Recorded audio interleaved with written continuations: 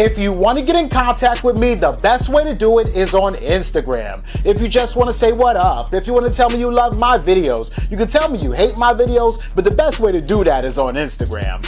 Peace, y'all. Jonny Fastlane here. So, Lord Jamar responds to Eminem dissing him, and 21 Savage isn't allowed to leave the country. Plus, Irv Gotti says he had an affair with Ashanti. Let's talk hip-hop. Eminem is like that white girl that fucks with black dudes but doesn't fully fuck, you know, she hangs out with black people, got daddy issues, in his case he got mommy issues, is on drugs, but her claim to fame is that she sucks dick real good. Alright, so that was Lord Jamar responding to Eminem dissing him, right? And Eminem basically dissed Lord Jamar on stage, right? But, you know, there's a long history here of, you know, Eminem and Lord Jamar's beef, right? So let me just catch you up to what's going on, right? The whole situation is that once upon a time, and this was like a few years ago now, Lord Jamar did an interview on DJ Vlad on Vlad TV and basically said that Eminem is a guest in a house of hip hop, right? And then he also basically said that how could people say that Eminem is one of the greatest rappers of all time if he's a guest in this house of hip hop, right? And Eminem just kind of didn't agree with Lord Jamar at all, right? So Eminem, you know, on his Kamikaze album, he was dissing everybody, right? He dissed Charlemagne, he dissed Joe Budden, and Joe Budden is signed to Eminem, right? And of course he dissed Lord Jamar too. He took that moment to address pretty much everybody who he thought was against him, and Lord Jamar was one of those people, right? And he basically said, I belong here, clown, I am the culture, I inspired the Hobsons, the Logic, the Coles, the Royce 5'9", 50 Cents, blah, blah, blah, right? And so Lord Jamar heard it, and then Lord Jamar did an interview again on Vlad TV, and DJ Vlad basically asked him about it, right? And said, well, what do you think about what Eminem said towards you saying that he's a guest in a house of hip hop on his song Fall, right? And Lord Jamar basically explained it like, how could you sit here and say that you help build this house of hip hop and that you're not a guest when all the stuff that you rap about is stuff that, you know, the main, you know, core of the culture can't relate to, right? So you're rapping about killing your mother, right? Most people, you know, especially in the hood, they love their moms who go through, you know, crazy adversity to make sure that they still live and that they still survive as a young, you know, black man or a young Hispanic man in the inner city, right? You're rapping about killing your mother. We can't relate to that, right? You're rapping about homosexuals, you're rapping about Vicoding, right? You're rapping about throwing your girlfriend or your baby moms in the trunk of your car and driving over a bridge, right? You know, like, we don't rap about that. We can't relate to that. And if I'm on my way to the club, or I'm chilling with my niggas, or I'm smoking with my boy, then what would possess me to want to put on a song to listen to you detail murdering your girlfriend while your daughter is in the car seat in the back? You know what I'm saying? So he basically broke it down like that, right? Now, I agree with Lord Jamar that Eminem is a guest in the house of hip hop. Some people don't agree with Lord Jamar, like Royce 5'9", right? So then Royce 5'9" comes out with, you know, a video on Instagram talking about Lord Jamar and how he wants to fight him and blah, blah, blah. But Royce 5'9" was basically just taking up for Eminem because Eminem is his big homie, right? And then Lord Jamar does a response video talking to Royce 5'9", saying like, bro, how could you not see my point? This is crazy. You shouldn't be defending this dude, if anybody, right? And then, you know, fast forward to about a week ago, Eminem goes on stage in Abu Dhabi and basically says, I had a dream that I was a fucking nobody who sucked at rap. Oh, really? And then I woke up. You know who I want, Mr. Porter? Really? Lord Jamar. Really? But I don't really care, Mr. Porter. Do you know why? Why?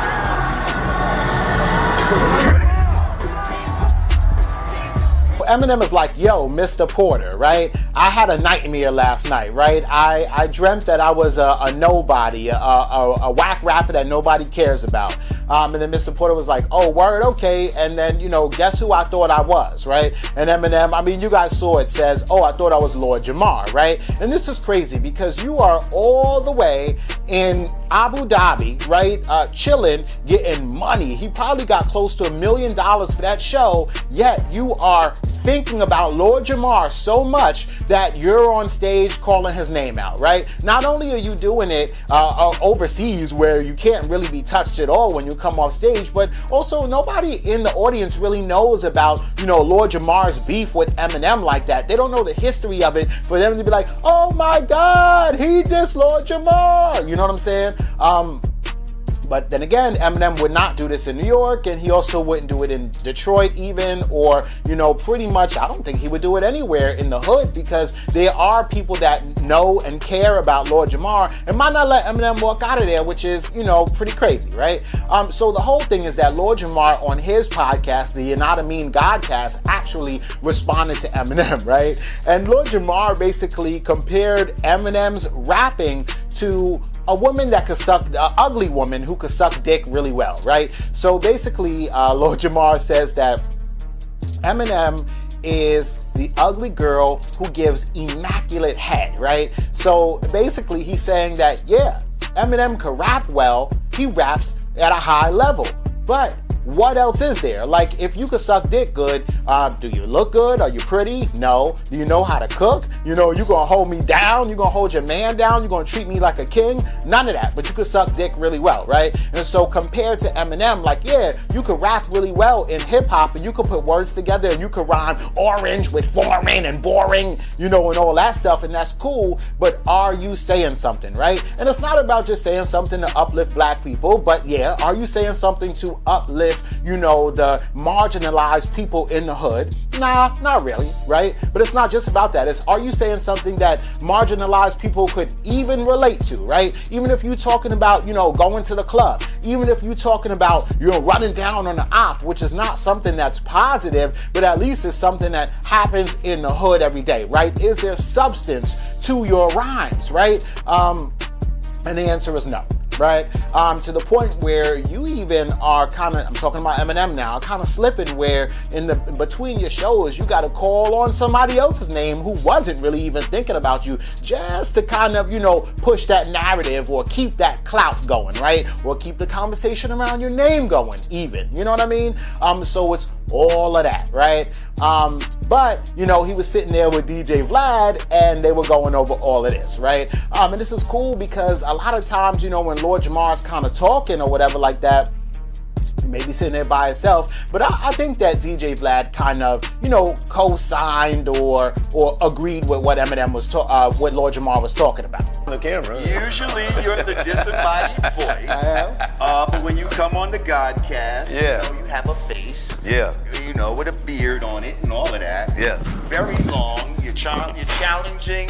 Jonny Fastlane, though Jonny Fastlane's beard is... He's winning right now. He's winning. I'm definitely in second place. Definitely second place, but I see you trying to challenge the brother. Okay. Beard battle. He's not having Beard it. battle. And they gave your boy that shout out, so shout out to them, right? All right, so in addition to responding to Eminem on his podcast, Lord Jamar also responded to Eminem on Instagram, right? He posts up this picture, basically, and it's a picture of Lord Jamar in a mask of a black person, or like a black face mask, right? And I didn't really know who this person was at all when I first saw the picture. It was just kind of weird, and I'm like, why would Eminem be clowning around with like a blackface mask on, essentially like shit's all good, right? And this is damning, right? So basically Lord Jamar put up that picture, and then in the caption he says, hey Eminem, please put this in context for me. I'm trying to understand why you'd be clowning around in a blackface mask backstage at the MTV Awards. You should come on the You're Not a Mean Godcast so we can discuss this, among other things. We need answers, right?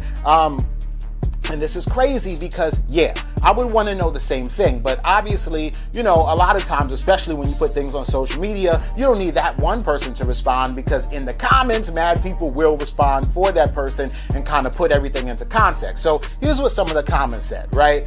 So somebody says, yes, I love to see him discuss all of this shit in person, right? Somebody else says, LOL, sucker shit. I bet he wouldn't do that in New York, talking about Eminem, right? Even Benzino commented on here and was like, King Culture Vulture, right? But somebody else responds and they say, I actually remember this. It was MTV Euro Awards. He was trying to impersonate Will Smith's squeaky clean image when he accepted the award, right? And then somebody else commented and said, now Royce is about to run to his rescue, right? So, all right, basically, you know, back in the day, and this is like 1998 or 99 or maybe 2000, Eminem did have beef with Will Smith. Because I don't know if y'all remember on Slim Shady, I mean, y'all remember, Will Smith ain't got it cussing his raps to sell records. Well, I do, so fuck him and fuck you too. You know, think I give a damn about a Grammy?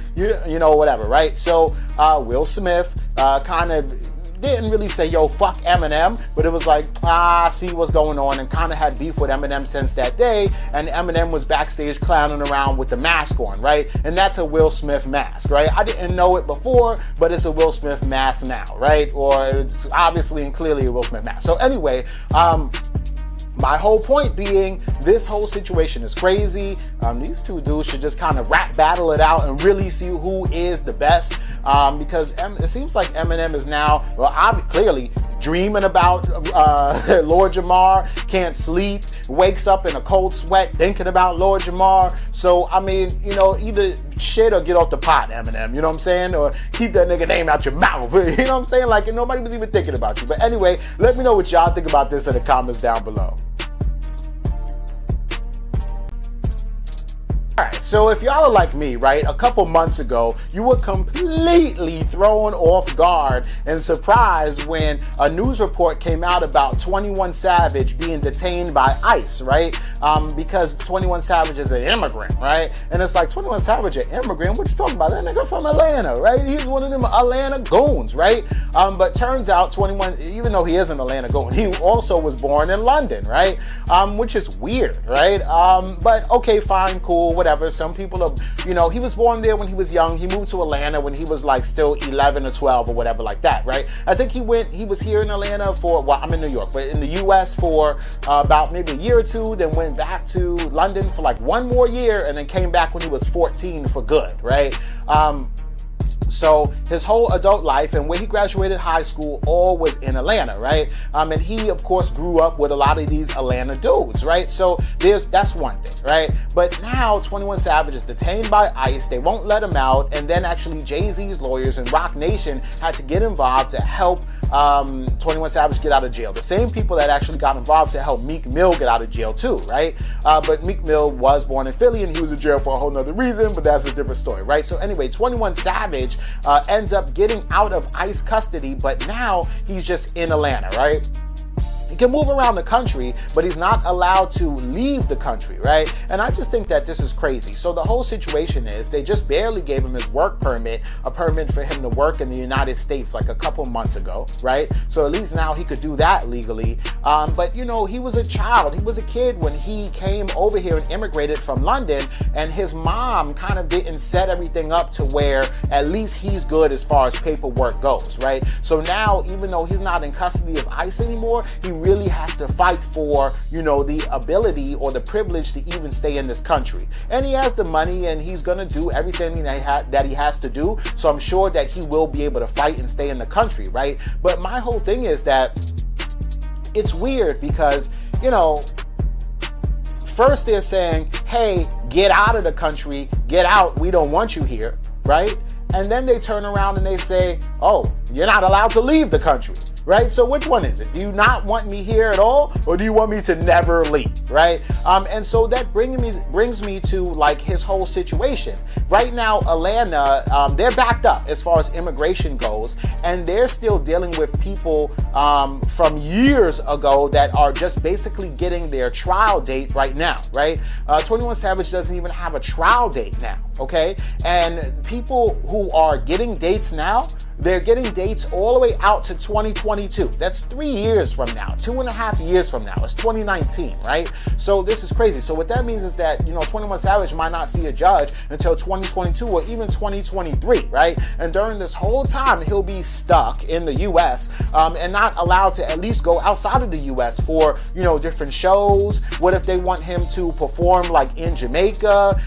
What if he wants to go on fucking vacation, right? He can't even do any of that, right? Which is crazy, Now, I'm not saying that because 21 Savage is a celebrity, he should get, like, you know, special treatment, but since 21 Savage is a celebrity, like, he should get special treatment. I mean, like, come on now. Like, we know who 21 Savage is, right? He's not like a regular dude where they got to do a bunch of investigating and blah, blah, blah. 21 Savage is a public figure, and for the most part, all his business, his life, his track record played out in front of us on the internet, and it's easy to hunt down and find. So he should be able to skip the line because he's 21 Savage. Also, he's employing a lot of people, right? He's a boss. He's a business owner. He is doing a lot for his community. So I think people like that, where you can see very clearly when you just type in his name on Google what he's doing, that there should be, all right, let's give him his citizenship and move on to more pressing things, right? More pressing issues, right?